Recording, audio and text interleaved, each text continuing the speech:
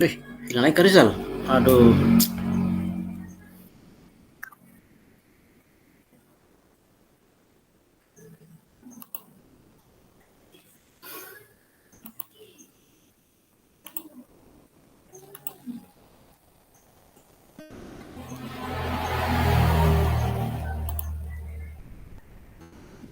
baru kita mulai sudah keluar lagi Kak Rizal.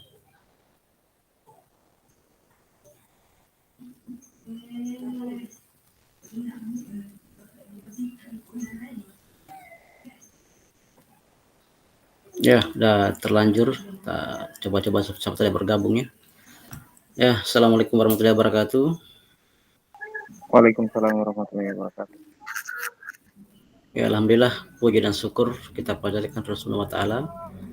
Di mana pada malam hari ini kita masih diberikan kesehatan lahir batin, sehingga kita masih bisa berkumpul kembali di sini dalam rangka kegiatan tatap maya tentang rencana tindak lanjut ya. Di sini hanya 1 jam pelajaran saja durasinya ya.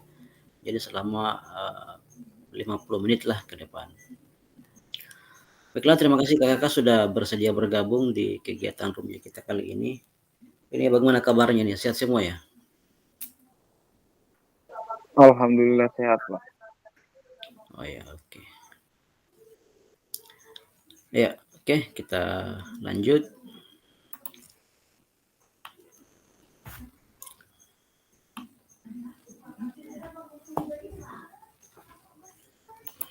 Ya. Oke, jadi di sini kita tenangkan hati dan pikiran, arahkan semua perhatian untuk fokus belajar, munculkan rasa syukur, ingin tahu dan kebajikan. Ya, jadi ini namanya mindfulness ya, atau teknik stop selama 2 menit. Jadi kalau kita misalnya mau dalam kegiatan pembelajaran di kelas, terus anak-anak sudah suasananya sudah riuh, sudah gaduh, kita bisa melakukan kegiatan ini yang namanya teknik mindfulness. Oke, saya minta kakak-kakak untuk kita fokus dulu, kita selama 2 menit. Mari kita tenangkan hati dan pikiran, kita arahkan semua perhatian untuk fokus belajar. Mari kita munculkan rasa syukur, ingin tahu dan kebajikan. Jadi sini kita gunakan teknik stop namanya ya. Jadi kita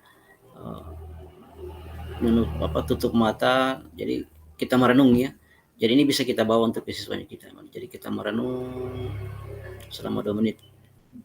Jadi kita bisa mengembalikan fokusnya kita ya. Fokus untuk belajar.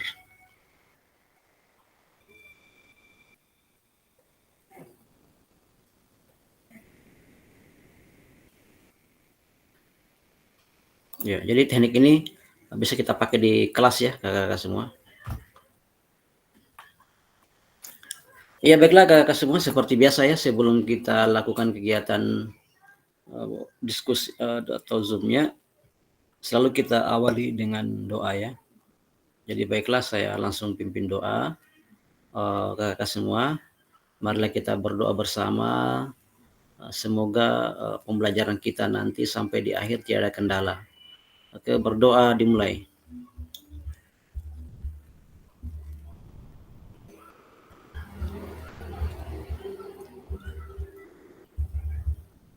Doa selesai.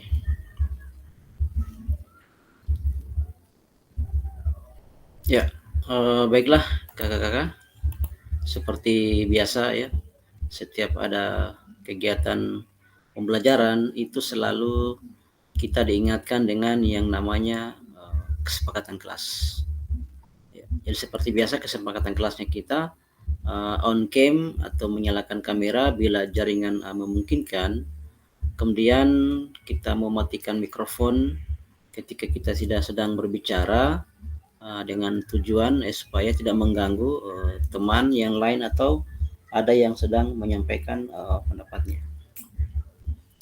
Kemudian hadir seutuhnya, ya, jadi kita usahakan bisa hadir sampai selesai kegiatannya. Kemudian menghargai waktu bersama, memaksimalkan fitur chat, menggunakan klik raise hand ketika mau membuat question atau pertanyaan. Kemudian gangguan teknis itu adalah hal yang wajar ya. Jadi bila mana ada gangguan-gangguan teknis itu bisa dimaklumi, karena itu adalah hal yang dianggap wajar ya.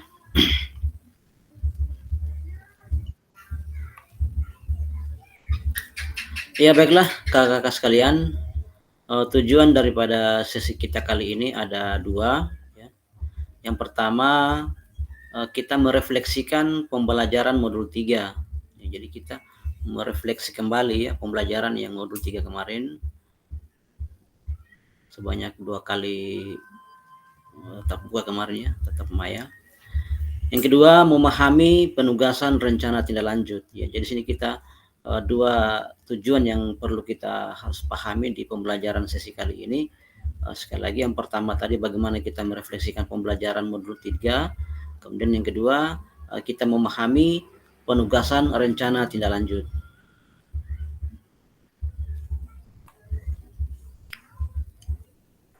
Adapun untuk agenda kita di sesi ini itu ada 5.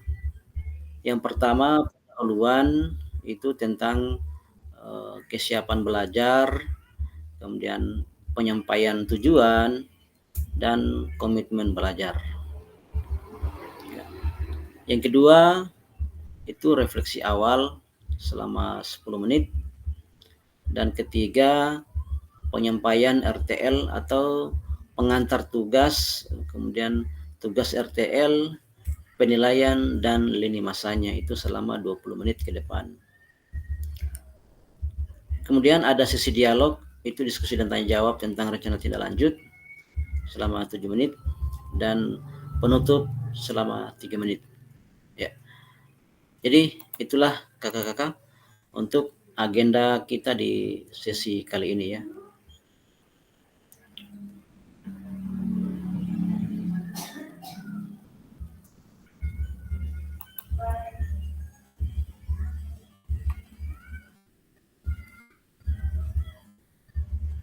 Ya, baiklah. Sekarang kita masuk di bagian 1, pendahuluan.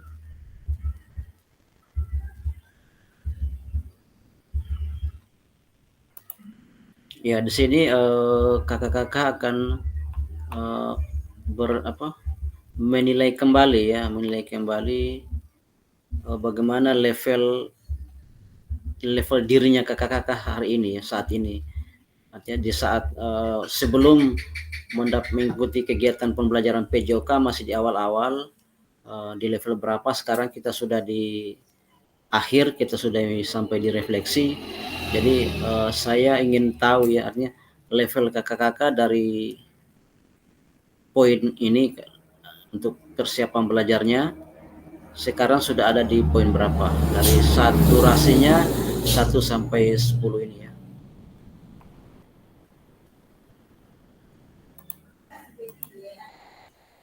Ya, jadi saya butuh penjelasannya dari kakak-kakak. Dari indikator angka dari 1 sampai 10 itu sekarang ini kakak-kakak sudah ada di level berapa ya? Sudah di angka berapa setelah mendapatkan pembelajaran beberapa kali Zoom ini, kemudian sudah mengikuti juga tatap muka langsung selama 6 hari ya. Jadi di sini ada pertanyaan, sudah ada di level berapa kira-kira ya untuk kapasitas atau kompetensi kakak-kakak yang dimiliki saat ini ya, setelah melakukan membaca modul ya, memahami modul, kemudian menyelesaikan tugas-tugas. Pasti ada perubahan yang ada dalam diri kakak-kakak ya. Oke, jadi saya persilakan kakak-kakak untuk memberikan penjelasannya. Mungkin dari Kak Irfan dulu ya. Silakan Kak Irfan. Oke, terima kasih Pak atas kesempatannya. Kalau untuk saat ini saya Pak masih di level 8 Pak. Kenapa? Karena kalau untuk di level 10 kita belum sempurna sampai di situ Pak. Dimana di sini juga kita masih memperbaiki diri. Kenapa saya katakan level 8? Di sini masih kita perlu belajar lagi, belajar untuk lebih memahami lagi pembelajaran PJOK ini. Apalagi sekarang ini kan alhamdulillahnya kita dapat pembelajaran yang dimana kita tidak dapat di tempat lain selain di PKG PJOK ini. Kemudian kenapa sampai level 8? Karena kemarin-kemarin itu saya rasa masih berada di level rendah yang dimana masih ada di level 3. Karena kenapa? Untuk cara pembelajaran itu masih monoton untuk diri sendiri, bukan untuk murid. Dimana kita terlalu banyak menjelaskan, murid tidak berpartisipasi. Dan kenapa saya berani ambil di level 8? Karena alhamdulillahnya untuk saat ini saya mulai belajar untuk mengajar bahwa murid itu harus aktif. Dan saya sudah mulai terapkan pembelajaran di mana kita menjelaskan, kemudian murid itu berpartisipasi, dan kemudian saya juga Pak sudah mulai membuat kelompok bahwa siswa itu harus memahami pembelajaran yang diberikan oleh gurunya, dan mereka harus tahu manfaat dari gerak yang diberikan itu materinya Pak. Sama seperti gerak non lokomotor atau gerak bagaimana kita menendang bola, bagaimana kita berlari, bagaimana kita jalan cepat. Di situ saya sudah mulai terapkan Pak, di mana siswa itu harus memahami gerak tersebut sebelum melakukan ke lapangan atau praktek lapangan. Terima kasih Pak. Oke, makasih atas penjelasan dari Kak Irfan terkait dengan level diri hari ini setelah mengikuti rangkaian kegiatan pendidikan PKG PJOK dari mulai kegiatan daring, kemudian sudah mengikuti kegiatan yang luring, tatap muka langsung. Ternyata alhamdulillah sudah ada di posisi 8 ya. Itu perlu kita apresiasi dan harapannya bisa sampai di level 9 atau 10 ya setelah kegiatan ini selesai. Jadi bisa kompetensi diri tetap dikembangkan, jangan pernah berhenti untuk selalu membuka diri untuk belajar ya dan berbagi dengan rekan sejawat. Baiklah, selanjutnya saya persilakan Kak Asot Rizal untuk menyampaikan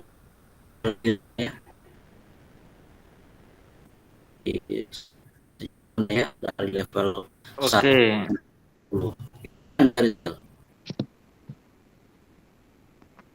Jadi saya berada di level 8 sama juga dengan Kakak Irfan, di mana dalam persiapan belajar itu dari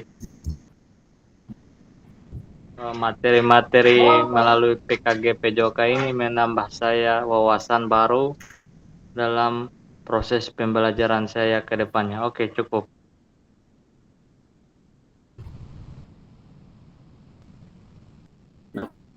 Singkat sekali.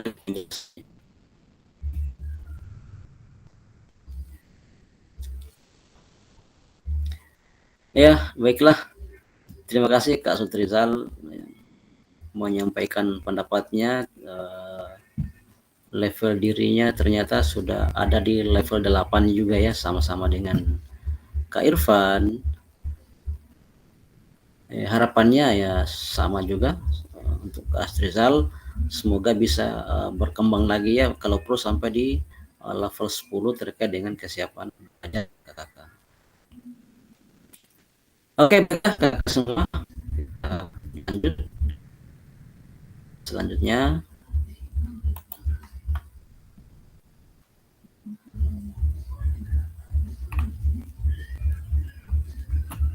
ya, kita masuk di poin kedua, ini namanya refleksi awal. Ya, di refleksi awal ini kita mengingat kembali tentang pembelajaran berbasis proyek ya. Jadi di pertemuan kemarin kita sudah pelajari ya tentang apa itu pembelajaran berbasis proyek ya.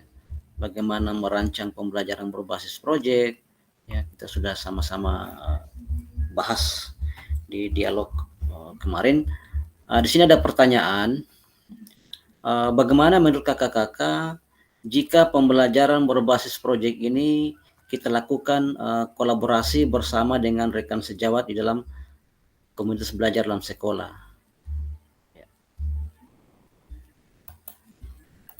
Ya, jadi ada pertanyaan di sini. Jadi kita mereview atau mengingat kembali ya pelajaran berbasis proyek kemarin. Jadi ada pertanyaan, menurut kakak-kakak jika bagaimana menurut kakak pendapatnya, bagaimana menurut kakak jika pembelajaran berbasis proyek ini kita lakukan dengan kita berkolaborasi. Jadi kita berkolaborasi bersama dengan rekan-rekan guru di sekolah, di dalam komunitas belajar dalam sekolah. Itu menurut pendapatnya kakak bagaimana? Apakah itu langkah yang bagus, terus alasannya apa, atau mungkin itu langkah yang salah atau keliru, jadi alasannya juga apa ya? Mungkin bisa dikasih gambaran ya, bagaimana menurut pendapatnya kakak-kakak terkait hal ini ya. Oke, silakan. Kan hanya berdua ya, tinggal mengulang saja ya. Setelah Kak Irfan, Kak Rizal, Kak Irfan.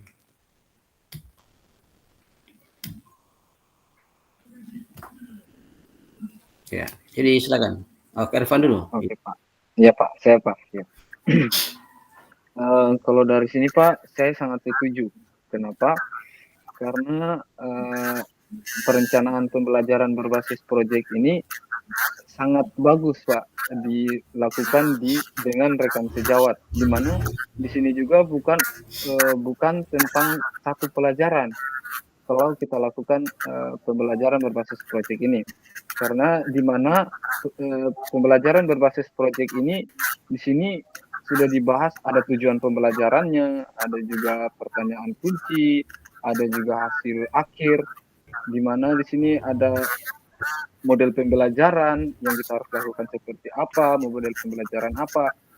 Jadi kalau untuk saya ini sangat bermanfaat bagi kita guru-guru, guru PJOK dan guru-guru yang lain, karena di sini juga mereka bisa lakukan seperti guru mata pelajaran atau guru kelas, di mana mereka juga bisa membuat merancang pembelajaran berbasis proyek ini, karena di sini sudah lebih bagus Pak, karena di sini ada semua di mana caranya kita untuk mengajar itu lebih efektif lagi. Karena saya Pak sangat setuju dengan pembelajaran berbasis proyek ini kalau kita lakukan dengan rekan sejawat. Terima kasih Pak.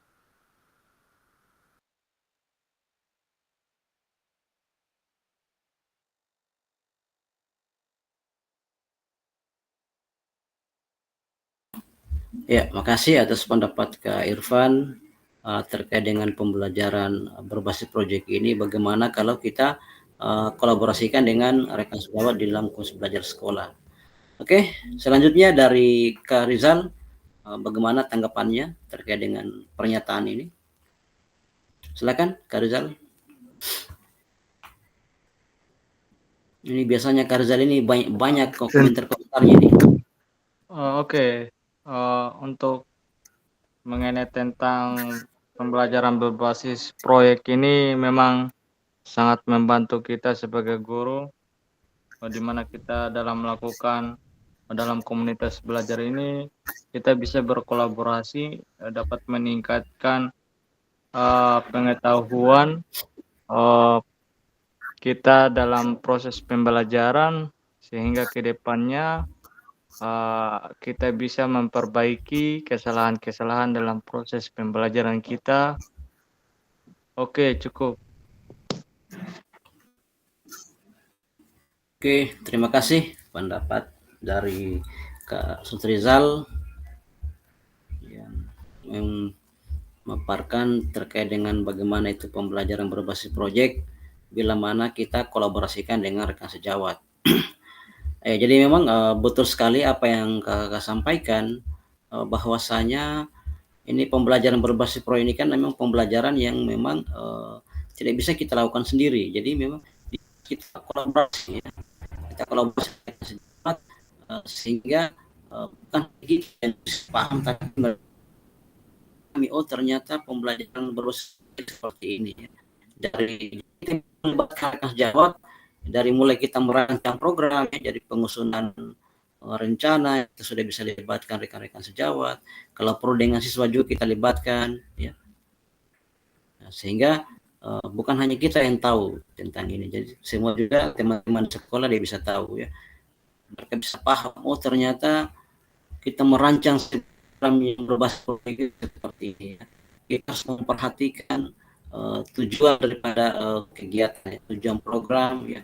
Kemudian ada pertanyaan-pertanyaan pemantik, ya, kemana arahnya, ya. Kemudian waktu yang dibutuhkan selama berapa hari, berapa minggu, itu kita mulai perencanaan, ya. Lokasi kegiatannya di mana, apa nama kegiatannya, ya. Kemudian siswa kelas berapa yang dilibatkan dengan kegiatan tersebut, ya. Guru-guru mata pelajaran apa yang bisa kita rangkul, kita sama-sama, ya, untuk masuk di program tersebut. Jadi memang program berbasis project ini dia memang sifatnya kolaborasi, ya. Dia kolaborasi, makanya saya juga sependapat dengan kakak-kakak semua bahwasanya ini memang penting sekali, ya, untuk kita kolaborasikan dengan sejawat di dalam satu komisi belajar sehingga bisa berjalan efektif apa yang kita rencanakan di program tersebut. Oke, lanjut pertanyaan berikutnya. Bagaimana pelibatan komunitas rekan sejawat untuk meningkatkan kualitas pembelajaran? Nah, pertanyaannya, apakah pemahaman saya terhadap Kombel itu sudah berdampak pada pembelajaran peserta didik? Ya, jadi ini ada pertanyaan lagi. Bagaimana tentang pelibatan Kombel itu dengarkan sejawat untuk meningkatkan kualitas pembelajaran. Jadi, apakah pemahaman saya atau pemahaman kakak-kakak itu terhadap Kombel sudah berdampak pada pembelajaran peserta didik atau belum? Oke, silakan dijawab lagi. Di sini kan kakak-kakak sudah paham, ya, sudah paham apa itu komunitas belajar, ya. Nah, pertanyaannya, apakah pemahaman kakak terhadap Kombel itu sudah berdampak pada pembelajaran di peserta didik atau belum?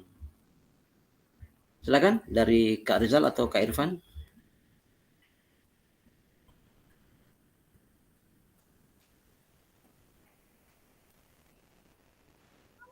Izin Pak. Kalau Kombel Pak, karena kemarin kan kita ini untuk di sekolah belum ada Kombel, sempat juga saya tanya. Kemudian kalau untuk dari pembelajaran yang saya dapat berdampak Pak untuk peserta didik, karena dengan kita berkontribusi atau membicarakan bagaimana ke depannya untuk siswa itu pasti berdampak sekali untuk siswa.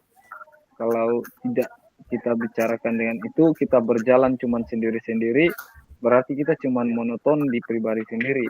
Tapi kalau dengan adanya Kombel, di sini bisa kita belajar bagaimana pelajaran kita bisa dapat pelajaran-pelajaran yang baru untuk kedepannya siswa itu lebih baik lagi dibandingkan kita fokus terhadap diri sendiri, kita tidak mau belajar, tidak mau berkontribusi dengan rekan sejawat, maka saya yakin pembelajaran tersebut tidak akan berdampak bagi siswa. Ketika kita tidak berbicarakan atau bicarakan dengan rekan-rekan sejawat, apa yang harus dilakukan ketika siswa-siswa ini seperti belum memahami pembelajaran ini, dan ketika kita berbicara dengan rekan sejawat atau berkontribusi dengan rekan sejawat untuk membahas siswa, pasti ada perubahan untuk siswa tersebut. Terima kasih Pak. Oke, terima kasih pendapat dari Kak Irfan. Selanjutnya bagaimana dengan Kak Rizal? Apa tanggapannya terkait dengan pemahaman Kombel? Apakah sudah berdampak pada pembelajaran di siswanya atau bagaimana? Oke, kalau untuk kami keterlibatan untuk komunitas ini rekan sejawat, dia sudah ada keterlibatan dalam proses pembelajarannya kepada peserta didik. Ini dapat meningkatkan kualitas proses pembelajaran guru-guru. Kalau untuk pemahaman terhadap komunitas belajar ini juga berdampak sekali pada pembelajaran peserta didik, yang mananya ini membantu peserta didik ini, kita sebagai guru bisa melihat peserta didik untuk lebih interaktif lagi dalam proses pembelajaran, sehingga komunitas belajar di sekolah dapat berjalan dengan lancar. Oke, cukup.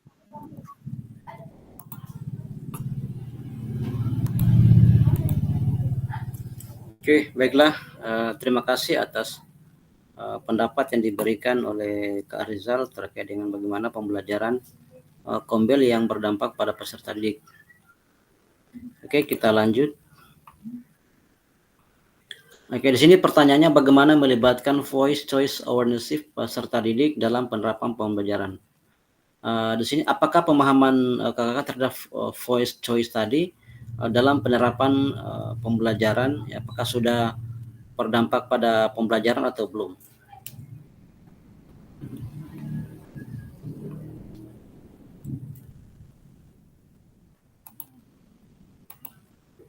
Ya, silakan dijawab lagi ya. Jadi hanya ada 2 pertanyaan, yang tadi dengan yang ini. Jadi bagaimana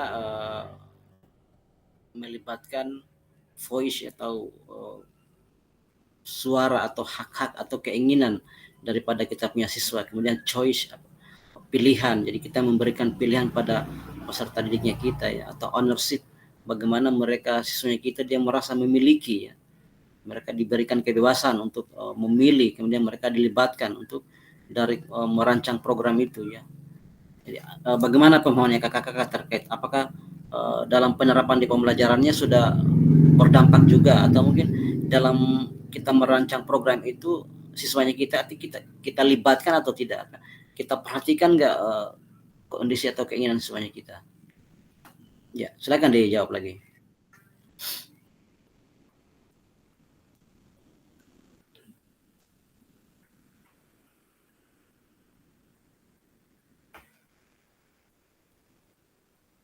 Mungkin Kak Rizal dulu, silakan.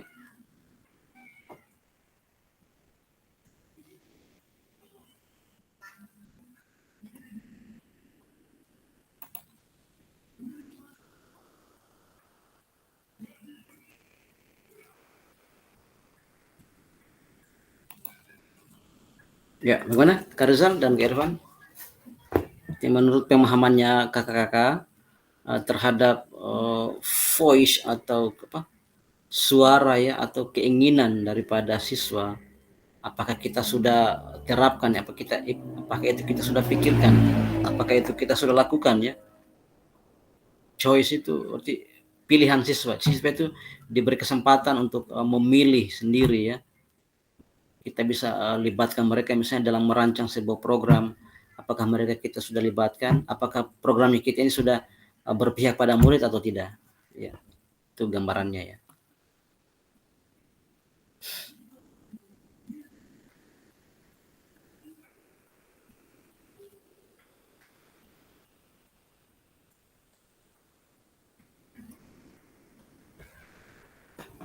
Bagaimana kakak-kakak, silakan.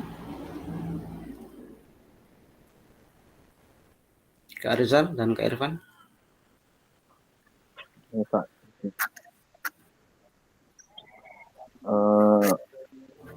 Untuk voice ini, kalau kita bicara tentang voice ini kan suara, di mana di sini murid itu bisa berkontribusi dengan menyampaikan bagaimana keinginan mereka untuk belajar. Tetapi untuk yang saya dapat, Pak, untuk sekarang ini, di mana pembelajaran itu ketika kita bertanya kepada siswa model pembelajaran seperti apa yang mereka inginkan, mereka, Pak, tidak menjawab. Jadi kita juga secara tidak mau kita harus lakukan pembelajaran di mana yang ada diberikan materi oleh sekolah seperti buku panduan, itu yang kita ajarkan. Kemudian untuk pilihan di mana di sini murid dapat mengambil peran, ya. Kalau untuk peran itu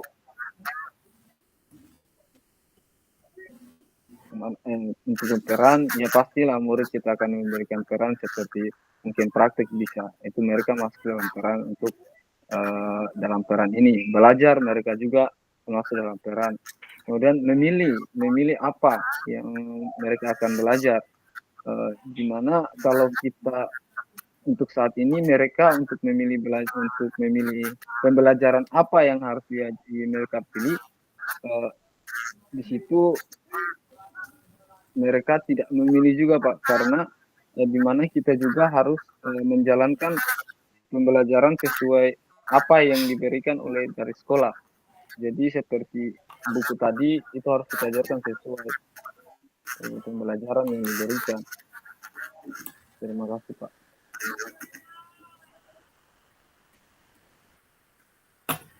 Oke.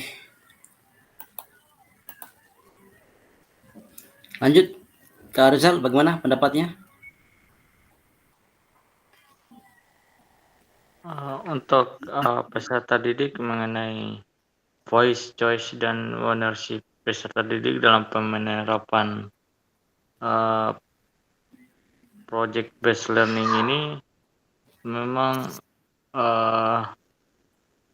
ketika kita guru memberikan project, maka akan ada namanya voice, choice, dan ownership kepada peserta didik dan guru, di mana itu untuk menerapkannya dalam model project based learning ini, di mana kita sebagai guru juga membuat project kepada peserta didik untuk diterapkannya, di mana kita sebagai pengajar di situ harus ada project yang diselesaikan dalam proses pembelajaran PJOK.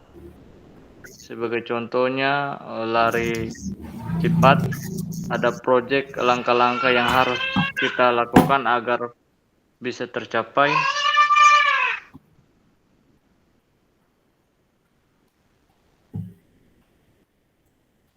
Adapun untuk dampaknya ini pada proses pembelajaran sangat berdampak, di mana peserta didik akan memiliki inovasi baru dan kreativitas baru dalam melakukan proyek tersebut. Oke, cukup.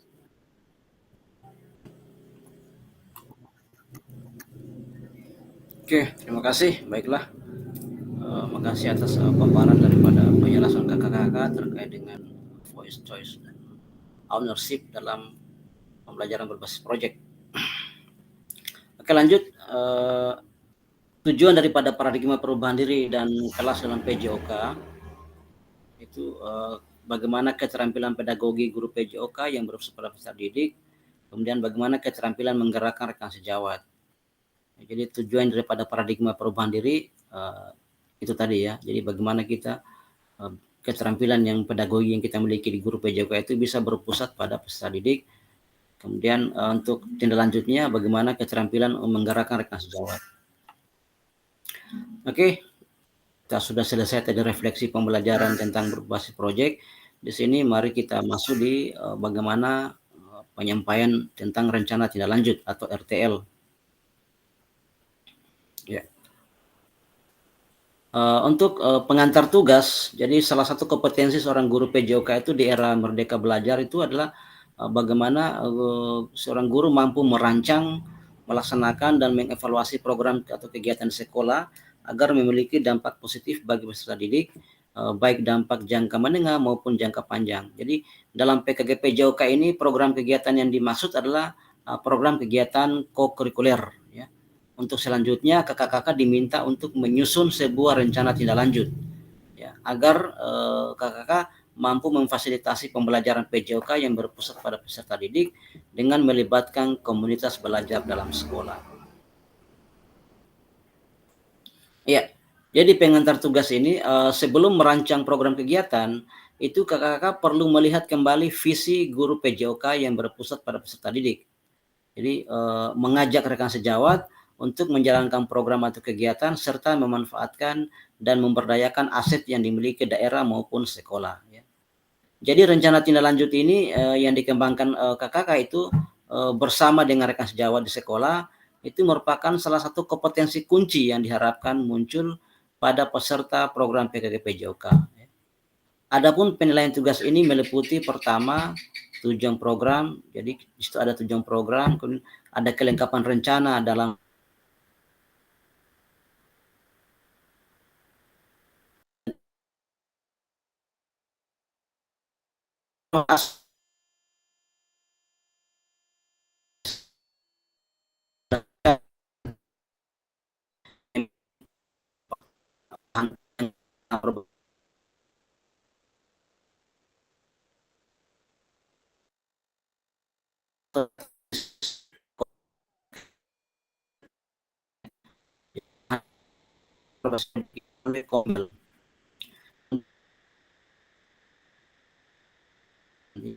dan tentang pembuatan ya. Jadi di sini itu membuat kalau bisa video kalau tidak foto ya, jadi foto kakak sedang melakukan presentasi, jadi kakak sedang merancang program melibatkan dengan guru-guru dan kepala sekolah di sekolah ya. Jadi tinggal dibuat notulennya ya, ada notulen hasil diskusinya ya, seperti apa ya. Ya, lanjut. Untuk rencana tindak lanjut, ya di sini kakak-kakak rencanakan langkahmu selanjutnya karena setiap langkah berkontribusi terhadap tujuanmu. Ya, itu filosofi ya dari Sukan Ratnakar menyatakan bahwa rencanakan langkahmu selanjutnya karena setiap langkah berkontribusi terhadap tujuanmu. Ya. Untuk model penugasan dia penugasan mandiri. Jadi rencana tindak lanjut ini atau RTL ini merupakan perencanaan berbasis proyek melalui komisi belajar. Ya. Jadi tujuan pembelajaran khususnya itu peserta dapat memahami rencana tindak lanjut. Ya. Perencanaan berbasis proyek melalui komisi belajar. Aspek penilaiannya itu lini masa dengan baik dan benar. Ya, untuk bahan tayang perencanaan berbasis proyek itu pertama bentuk RTL-nya. Jadi bahan tayang program rancangan program berbasis proyek ini melalui Kombel ya. Jadi teman-teman kakak buat dalam slide maksimal 9. Jadi ada batas maksimalnya. Maksimal itu 9 slide ya. Minimalnya tidak ada ya, mau 8 slide, 7 enggak apa-apa ya, bebas. Tapi maksimalnya 9 ya. Berikut komponen program yang harus ada dalam program. Pertama ada judul program atau judul kegiatan, kemudian ada latar belakangnya, kemudian tujuan programnya, capaian atau langkah dan hasil yang diharapkan untuk setiap tujuan, kemudian ada struktur program dan rekan sejawat dalam komisi belajar, kemudian pernyataan tentang kapasitas dimiliki kelas atau sekolah, dan 7 rencana evaluasi, dan terakhir kemungkinan atau tantangan yang ada di ketika program itu berjalan ya. Oke, untuk keterangannya, jadi RTL ini yang kakak buat akan mendapatkan penguatan dari fasilitator. Kemudian selanjutnya kakak diminta untuk mempresentasikan RTL tersebut di sekolah untuk didiskusikan dan dikembangkan bersama seluruh rekan sejawat pada Kombel di sekolah. Kemudian unggah tugas seperti bahan tayang atau notulen atau catatan diskusi bersama KBS atau berupa video atau foto ataupun dokumen lain yang relevan di LMS. Jadi itu tugasnya diunggah di LMS. Selain menjadi bagian dari penilaian program, rencana ini juga dilanjuti bersama dengan Kombel pasca kegiatan pelatihan selesai ya. Jadi kakak di sini akan membuat program berbasis proyek itu disosialisasikan di sekolah ya. Bisa juga dari kegiatan merancangnya sudah dilibatkan sekolah, tapi kalau tidak bisa ya mungkin bisa pada saat setelah program itu ada, setelah sudah dibuat programnya kakak itu kakak sosialisasikan atau disampaikan kepada rekan-rekan sekolah ya, bersama dengan guru dan kepala sekolah terkait program yang kakak buat. Jadi kakak tinggal buatkan saja, ditambahkan dari program yang ada itu, tambahkan foto-foto kegiatan, notulen rapatnya ya dibuat dalam bentuk PPT ataupun PDF ya. Di situ ada berita acara notulennya, kemudian ada daftar hadirnya. Lanjut penjelasan komponen perencanaan berbasis proyek melalui Kombel. Pertama, rencana program atau kegiatan tersebut harus memuat elemen-elemen seperti di bawah ini. Jadi untuk judul program tadi saya kira ini jelas ya. Judul program kakak sudah tahu ya apa judul kegiatan proyeknya ya. Jadi diuraikan secara singkat saja konsep-konsep materi yang mendasar ya. Jadi kaitkan dengan konsep-konsep dari modul yang telah dipelajari ya. Jadi kakak juga bisa mengembangkan dari model pembelajaran yang sudah dipelajari atau dikembangkan, misalnya dalam pembelajaran project ya. Tadi ada model SEM ya, salah satunya ya. Kemudian latar belakang, jadi latar belakang ini dipastikan dalam latar belakang itu kakak menjelaskan bagaimana suara ya, voice, kemudian choice, pilihan, dan ownership atau kepemilikan murid akan dipromosikan dan didorong dalam program tersebut ya. Jadi di situ kakak menjelaskan konteks program ya. Ini harus mencakup karakteristik sekolah atau Kombel dalam ke sekolah dan informasi yang relevan tentang aset-aset yang ada di sekolah ya. Kemudian nyatakan kondisi kesenjangan atau kebutuhan di lapangan atau minat terhadap pada program atau kegiatan tersebut. Jadi sumber informasi tentang kondisi itu bisa diambil ya, misalnya dari hasil survei atau interview dengan murid, orang tua, dan pencapaian murid ya atau pemetaan aset dan sebagainya.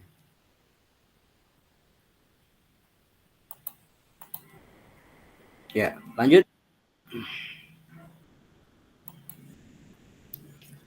Nah, untuk di komponen tujuan, jadi di tujuan di sini ini bagian ini harus secara jelas ya menyatakan visi guru PJOK yang berpihak pada peserta didik. Jadi tujuan program kegiatan yang akan dilakukan itu adalah untuk memfasilitasi pembelajaran PJOK yang memang berpusat pada peserta didik ya, dengan melibatkan komunitas belajar dalam sekolah ya.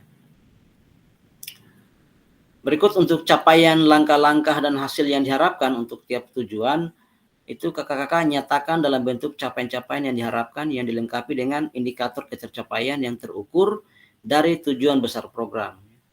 Untuk setiap capaian itu diberikan informasi tentang langkah-langkah yang diperlukan untuk mencapai tujuan. Jadi langkah-langkah tindakan ini harus bersifat praktis ya dan spesifik. Kemudian juga dia mengidentifikasi siapa yang harus bertanggung jawab atas tindakan-tindakan tersebut. Ya, jadi nyatakan rencana yang jelas untuk menempatkan peserta didik sebagai kontributor ya dan pemeran utama dalam program kegiatan ini. Jadi kaitkan dengan suara pilihan dan kepemilikan murid kembali. Jadi seperti pada saat kita sama-sama mempelajari SEM atau Sport Education Model, itu peserta didik yang sudah dibekali dan siap juga memungkinkan untuk berkontribusi dalam perencanaan pembelajaran berbasis proyek. Artinya proyek tersebut bisa saja terlihat sederhana ya, namun tapi peserta didiklah yang menjadi pemeran utama dari mulai perencanaan hingga pelaksanaan hingga menyelesaikan tantangan di dalam proyek. Jadi guru melakukan pendampingan selama proses proyek ya. Jadi kita kaitkan dengan lini masa ya, tanggal mulai dan tanggal berakhir untuk setiap tindakan ya.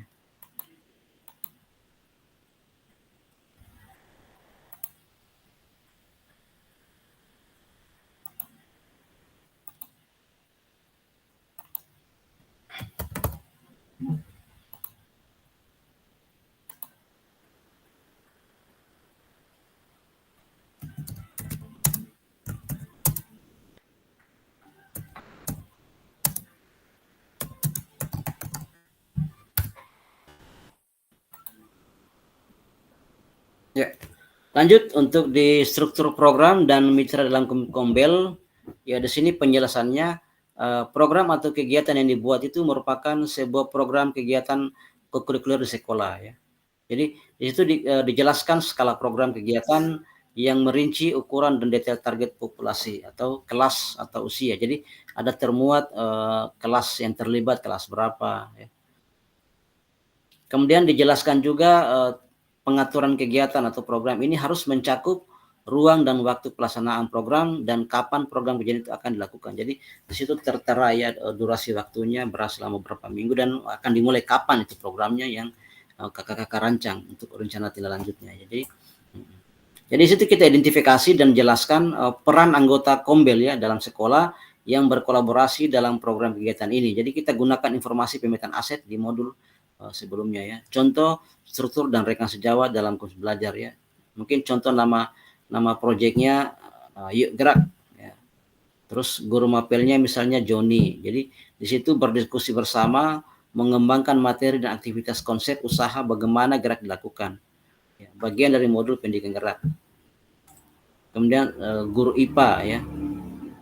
Dia berdiskusi bersama mengembangkan materi aktif memanfaatkan ragam gerak dan gaya termasuk dengan rubrik penilaian. Kemudian ada guru mapel bahasa Indonesia, di situ diskusi bersama mengembangkan materi dan aktivitas persiapan penugasan persentase peserta didik berupa galeri wall, PPT atau video pendek.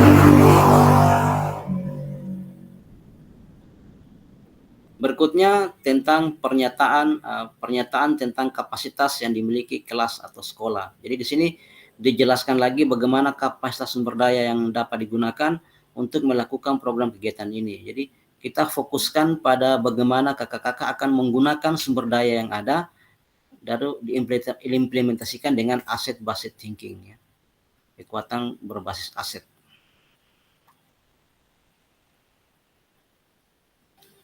Ya, di poin ke-6 itu pernyataan tentang kapasitas yang dimiliki kelas atau sekolah. Jadi kita fokus pada bagaimana kakak akan menggunakan sumber daya yang ada ya. Kemudian rencana evaluasi. Ya. Rencana evaluasi di sini itu dinyatakan dengan jelas rencana evaluasi yang akan dilakukan dari siapa saja ya, yang akan mengumpulkan informasi, mungkin dari murid yang akan mengikuti program atau staf atau anggota kombel lainnya dalam sekolah, dan bagaimana setiap individu itu nantinya dipilih untuk berpartisipasi dalam evaluasi. Jadi kita jelaskan ya alat pengumpulan data yang akan digunakan, misalnya lewat wawancara atau lewat survei atau refleksi murid dan sebagainya. Itu untuk di komponen rencana evaluasi. Dan kemudian yang ke-8 kemungkinan atau tantangan ya. Jadi kita jelaskan kemungkinan tantangan yang akan mungkin dihadapi pada saat implementasi dan rencana solusi yang ibu atau kakak-kakak rekomendasikan untuk mengatasi masalah tersebut. Jadi di program itu kita sudah sertakan kemungkinan tantangannya ya.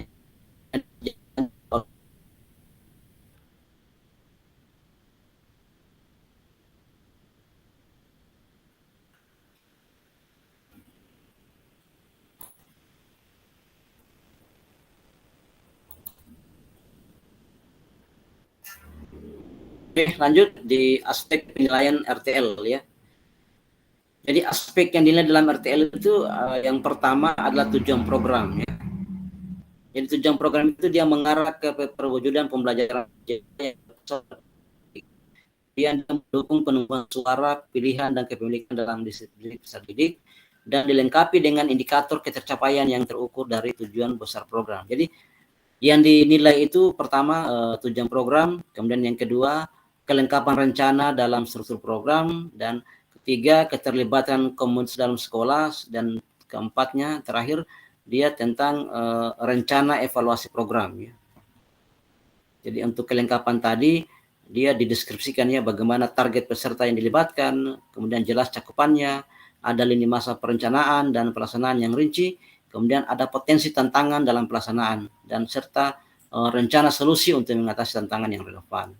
Nah, untuk keterlibatan komunitas sekolah itu pertama ya ragam sumber daya yang akan digunakan untuk melakukan program, kemudian ada upaya untuk menempatkan peserta didik sebagai kontributor dan pemeran utama dalam program, kemudian ada rencana pelibatan komunitas atau mitra, dan terakhir yang dinilai adalah rencana evaluasi program ya. Di situ ada lini masa evaluasi yang jelas, kemudian sumber data yang akan diambil itu untuk bahan evaluasi ya. Kemudian teknik pengambilan datanya seperti apa, apakah lewat observasi, dialog, survei atau wawancara dan lainnya. Jadi ada 4 komponen yang masuk dalam aspek penilaian di RTL ini.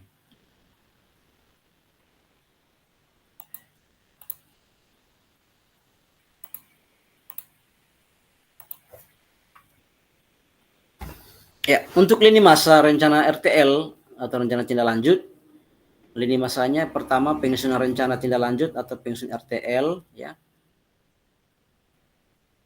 Setelah itu menyusun dan mengunggah ya, setelah disusun RTL diunggah di LMS ya, dilengkapi dengan dokumentasi kegiatan berupa video atau foto atau juga notulen kalau ada ya. dia tentang catatan diskusi kegiatan RTL ya, PJOK yang berpusat pada peserta didik dan dokumen lain yang relevan kalau ada ya. Jadi rentannya itu 6 hari dari sesi pengantar RTR ya. Setelah itu ada penilaian RTL ya. Setelah diunggah itu RTL yang kakak-kakak akan ada penilaian yang dinilai oleh saya selaku fasilitator.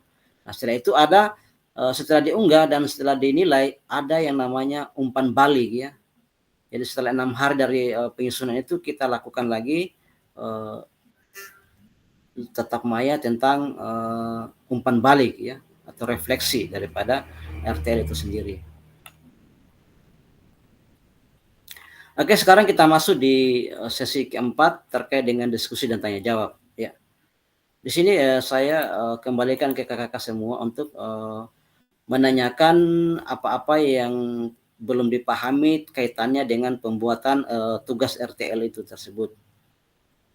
Ya silakan saya kembalikan ke kakak-kakak semua untuk menanyakan kalau ada yang mau ditanyakan supaya diskusikannya terkait dengan tugas RTL kakak-kakak sekalian. Ya silakan, saya persilakan kakak-kakak jika ada yang mau ingin ditanyakan. Saya Pak izin bertanya Pak. Ya silakan. Di sini kan kita pembuatan RTL.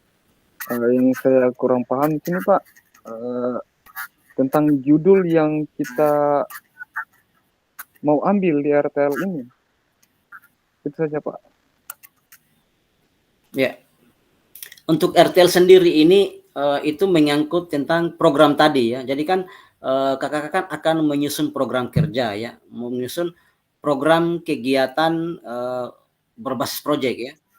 Nah, setelah kakak buat rancangan programnya, nah setelah jadi itu kakak-kakak harus melakukan sosialisasi dengan guru-guru sekolah ya.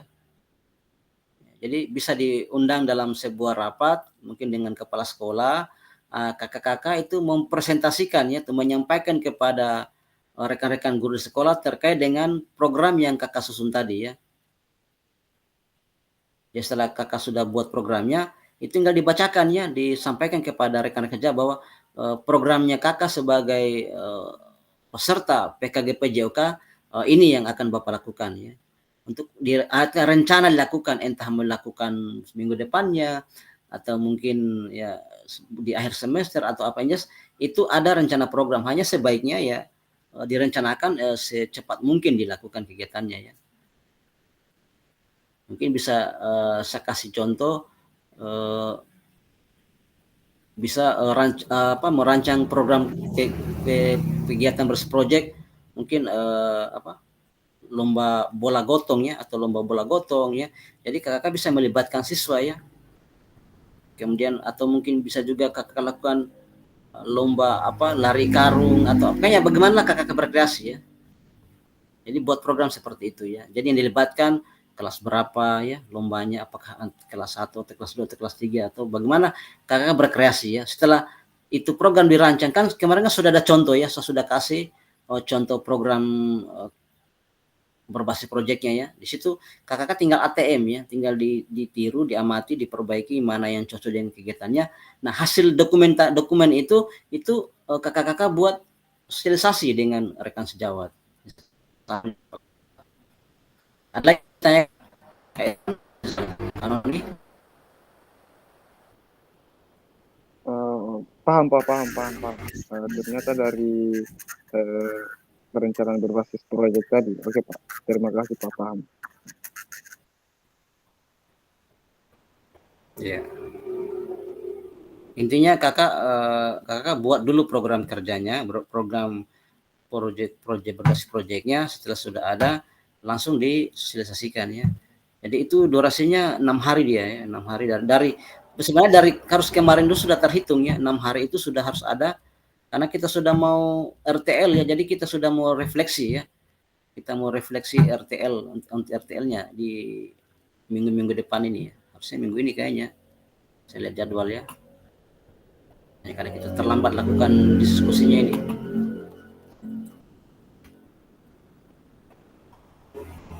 Jadi tinggal kakak buat saja dokumentasi fotonya kan, foto-foto kegiatannya, kegiatan sosialisasinya. Silakan dari yang lain, Kak Rizal atau Kak Noni, ada yang mau ditanyakan? Atau Kak Irfan juga? Kalau dirasa ada yang belum dipahami terkait dengan tugas RTL-nya.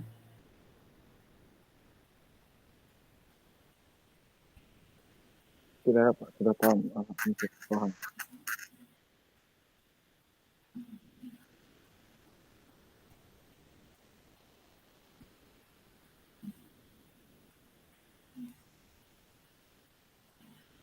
Iya. Jadi sudah paham semua ya?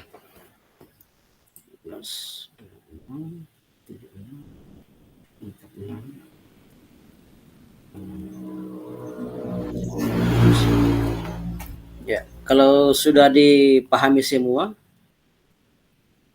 ada pertanyaan lagi ya, semoga secepatnya ya dikerjakan ya itu tugas-tugasnya ya, supaya bisa selesai, karena program ini sudah mau di Desember sudah selesai ya. Jadi semua tugas-tugas kakak sudah harus tuntas.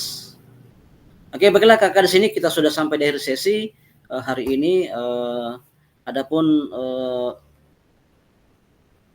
pada sesi kita hari ini diharapkan kakak-kakak sudah pertama sudah bisa merefleksikan pembelajaran modul. Jadi tadi kita sudah lakukan refleksi, kita sudah mengulang kembali ya bagaimana modul pembelajaran 3. Jadi bagaimana kita merefleksikan pembelajaran modul 3. Yang kedua, kakak sudah bisa memahami penugasan rencana tindak lanjut. Jadi kakak sudah paham apa yang harus kakak lakukan di RTL nanti atau rencana tindak lanjut nanti. Apa yang harus kakak buat, apa yang harus kakak lakukan, itu sudah kita bahas bersama-sama tadi ya. Oh ya, ternyata kita sudah sampai di penutup. Di penutup di sini, ini ada pantun yang saya mau bahasakan. Kalau ladang banyak hama, tak perlu petani untuk berpindah. Hati masih ingin bersama, tapi waktu habislah sudah. Burung dara, burung cendrawasih bisa dicari dulu di Papua. Cukup sekian, terima kasih. Semoga bermanfaat untuk kita semua. Ya, ternyata ini ada pantunnya ya, kakak kasih ulang. Ya, dilanjut dengan pengantar bukti karya ini nanti ya. Oke, kakak-kakak, terima kasih. Kita sudah sampai di akhir sesi modul dengan durasi 1 jam pelajaran. Oke, kakak-kakak, saya tutup persentase dulu. Ya, karena tidak ditanyakan, terima kasih kakak-kakak, semoga sudah dipahami. Saya tinggal tunggu kiriman unggahan RTL-nya ya. Oke, baik kakak semua, seperti biasa sebelum kita akhir kegiatan, marilah kita berdoa bersama. Semoga apa yang kita dapatkan tadi bisa ada berkah buat kita semua. Berdoa dimulai.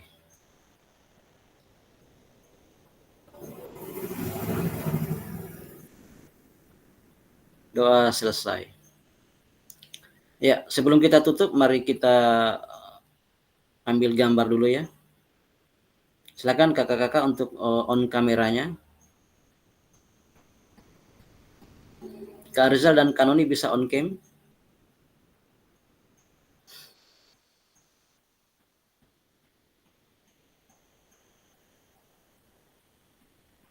Ya, silakan Kak Irfan ambil gambar. Oke, kita ambil gambar. 1, 2.